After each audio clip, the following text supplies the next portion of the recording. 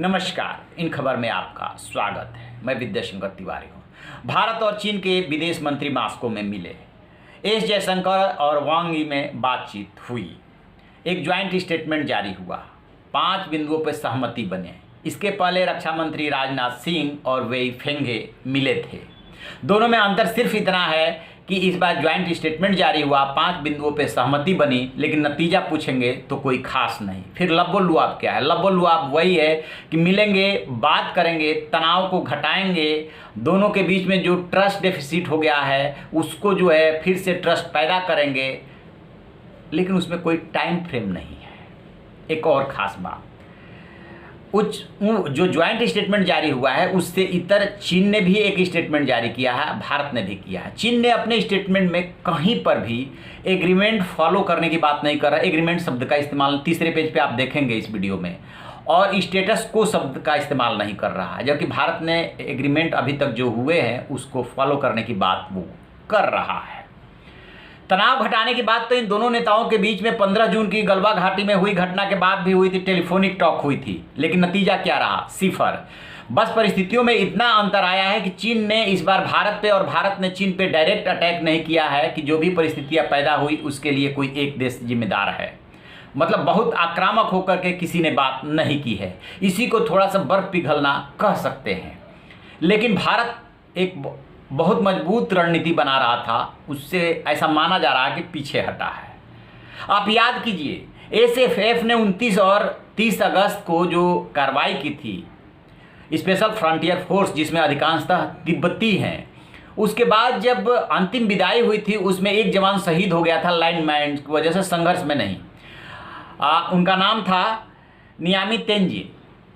उसमें जो है उनकी अंतिम विदाई में पूरा लेह उमड़ पड़ा था और बीजेपी के नेता संघ पृष्ठभूमि वाले राम माधव वहाँ पे गए थे, अंतिम विदाई में भाग लिया था उन्होंने एक ट्वीट किया था और ट्वीट में उन्होंने ये कहा था कि एसएफएफ के जो एक कमांडो हैं तेंजिन, इनकी शहादत जो है व्यर्थ नहीं जाएगी, और ख़ास तौर से उन्होंने तिब्बती शब्द इस्तेमाल किया था। इसके बाद आगे कह रहे हैं कि असली श्रद्धांजलि यही होगी कि भारत और तिब्बत सीमा पे सद्भाव और शांति बने। यानी चीन सीमा शब्द इस्तेमाल ना करके उन्होंने तिब्बत सीमा शब्द इस्तेमाल किया था।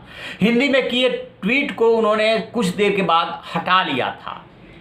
राम माधव संघ और बीजेपी के राजनीति को खूब बहुत अच्छी तरीके से जानते हैं। उनके संघ के थिंक टैंक में से एक है। आखिरकार क्यों उन्होंने ये ट्वीट किया और क्यों बाद में हटाया, इसको जरा समझिए। दरअसल भारत ने ये तैयारी कर ली थी कि हम वन चाइना पॉलिसी को क्यों माने।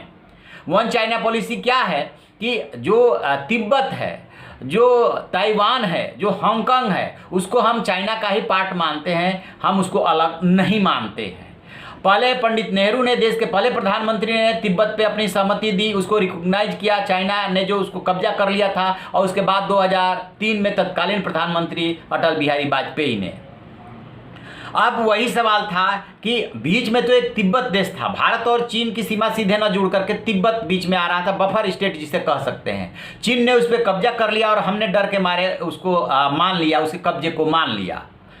इसको क्या, जब चाइना अभी तक हुए एग्रीमेंट से पीछे हट रहा है तो क्या भारत नहीं पीछे हट सकता? इस पे संघ आरएसएस ने काफ़ी कुछ काम किया था।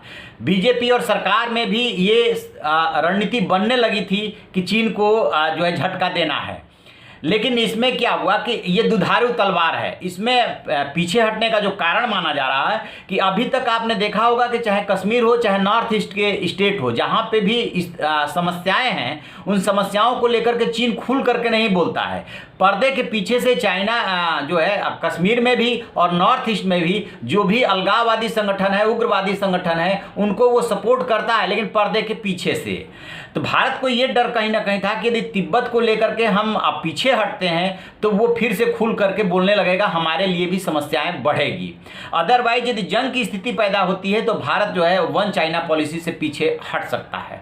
आप देखेंगे कि चीन ने जो स्टेटमेंट जारी किया है उसके तीसरे पेज पे साफ साफ कहा गया है, वांग यी की तरफ से जो कहा गया है कि भारत ने ये माना है कि चाइना के प्रति उसने अपनी पॉलिसी नहीं बदली, और चीन भी जो भारत के प्रति अभी तक पॉलिसी लेकर के चल रहा था उस पर वो कायम है, इस पर काफ़ी जोर दिया गया है। यानी कि चीन को ये बात पता चल गई थी और SFF की कार्रवाई से वो इसीलिए परेशान हो रहा था कि इसमें भारत ने तिब्बतियों का इस्तेमाल किया है। और खुल करके राम माधव ने ट्वीट भी कर दिया था, तिब्बती शब्द और तिब्बत जो है देश के रूप में आने लगा था, इससे चाइना के जो पेशानी पे बल बढ़ने लगा था। लेकिन आगे चल करके भारत को भी दिक्कत हो सकती थी। और फिलहाल जंग के मूड में ना भारत है और ना चीन है, क्योंकि चीन भी चारों तरफ से घिरा हुआ है और भारत भी कमोबेश घिरा हुआ है। यही वजह रही कि भारत के रणनीतिकार ऐन मौके पे थोड़ा पीछे हट गए और जब मॉस्को में बातचीत हुई तो डायरेक्ट अटैक करने के बजाय जो है सॉफ्ट रुख थोड़ा सा अपनाया कि हम विवादों को खत्म करते हैं। विवाद कैसे खत्म होगा?